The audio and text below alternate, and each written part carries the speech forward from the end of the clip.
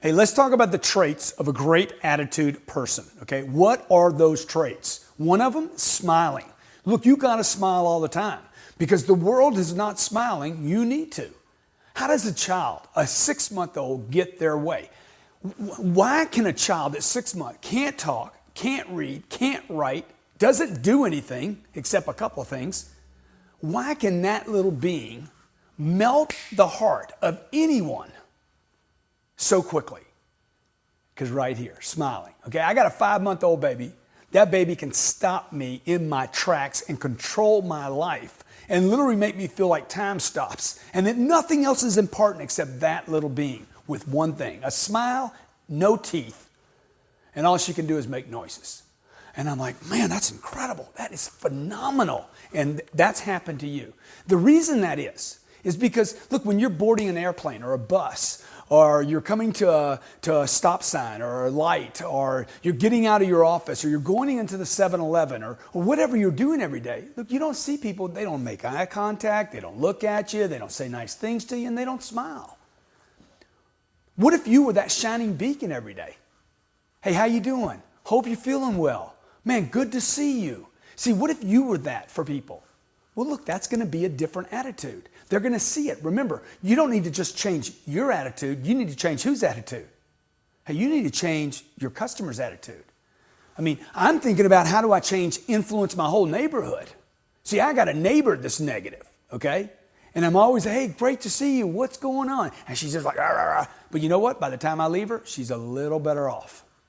I don't think I'm going to be able to change her completely because I think she's on medication. And I think she's just completely sick, unhappy. But I can still try to influence my environment. Smiling all the time is one of the great traits of positive people. Number 2, I'm not only going to give you a great trait here, but I'm going to give you the single biggest difference between rich people and poor people. A great trait of a positive person, one of those major traits, is they see problems as opportunities. You see, poor people don't want problems. Unsuccessful people hate problems. I don't want any more problems, man. Don't give me any more to look at. I can't handle anymore. I can't do anymore. I don't like problems. Rich people are like, oh man, I'm looking for problems. Do you have any problems that I can solve? They want problems. They look for problems. The inventor actually he spends his whole life trying to solve problems. Why? Because he knows problems equal opportunities for him to invent something. And then if he could just learn how to sell it, he'd actually end up with some money, right? See, the guy that developed Velcro, did he make money? Solved a problem. The guy that developed electricity, I don't know if he made any money out of the deal, but he certainly solved the problem, okay? How about the people that developed a thing called Google, okay? Solved a problem, would you agree?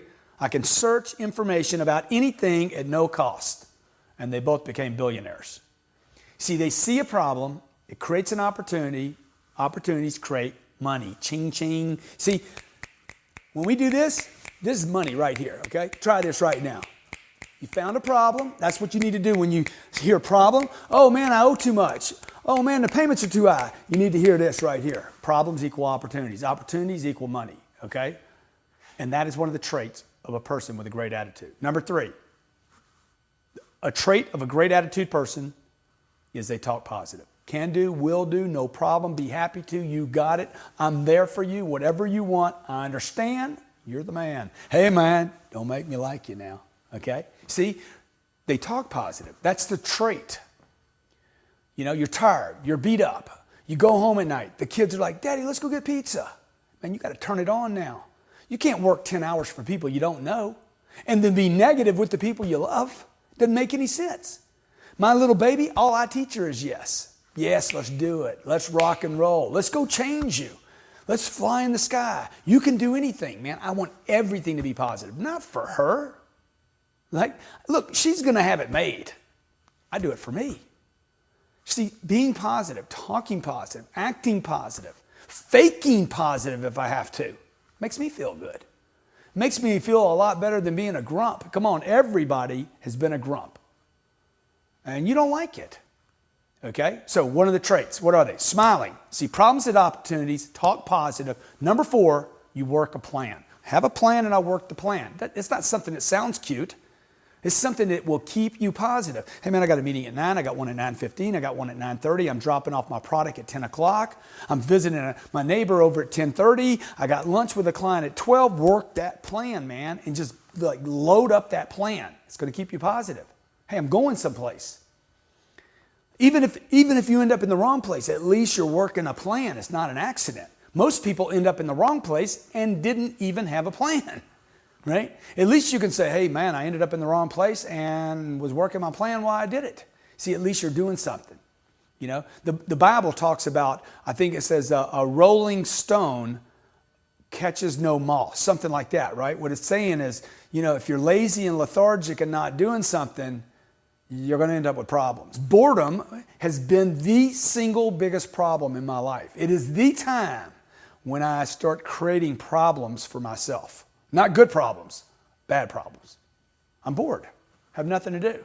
I start picking on people. You know, I start saying things I don't really mean. They're not good for me. They're not good for other people. Why? Because I'm not working a plan. Hey, what am I doing Friday morning? What am I doing Saturday morning? What am I doing Sunday? What time do I get up? What time do I go to bed? What am I doing at noon? Who am I meeting today? What am I training on today? What am I learning? Work a plan. Number 5, show up early. Show up so early that you're the first one there. Okay? I'm talking about showing up before the sun rises. In fact, you know what? I tell you what, let the sun rise first and then you show up next. But be the first one to work. Don't kid yourself, folks. Early bird gets the worm, okay? I show up early. It says, hey, man, that guy wants to be here. Management sees, hey, that guy wants to be here. I'm not showing up on time. I'm showing up early. It's going to make me feel good. It's going to make other people, maybe be an example for other people, okay? So the first 5, what are they? I bet you don't remember. Why don't you test out them right now so you get them built into your memory?